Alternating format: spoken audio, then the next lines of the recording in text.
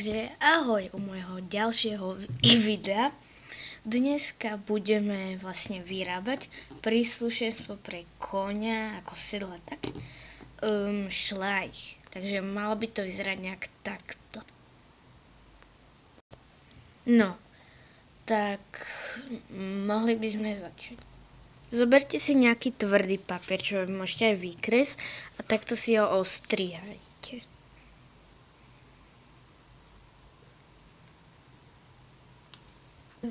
To sedlo si môžete ako chcete vyfarbiť, ja som si ho vyfarbila takto. Potom si, keď máte, zoberte si takéto papieriky, to je fuk úplne akej farby a ostriate si ich takto, tak, ako tu vidíte. Takéto, keď máte.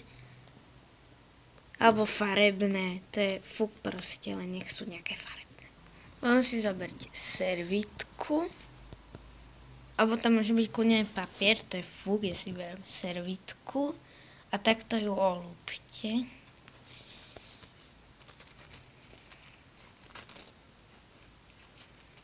Keď to máte, tak ju aspoň takto zostrihajte, no proste preložte takto a urobte z nej taký malý štvor. Takto. Potom ju takto zostrihajte. Keď to máte, tak si ju tiež takto olúpte, ako to bolo s tou servítkou.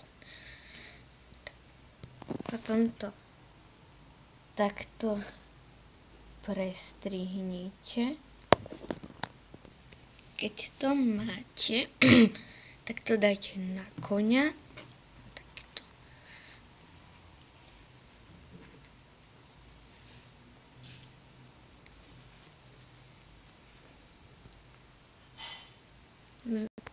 Zoberte si gumičku, to je fuk, akú.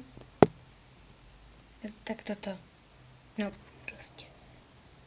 Potom tieto prilepte takto koňovi.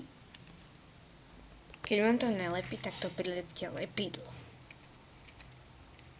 Tak toto dajte okolo nohy a prilepte toto lepidlo.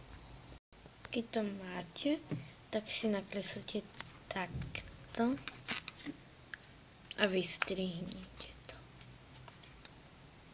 Keď to máte, tak si to takto vystrihnite.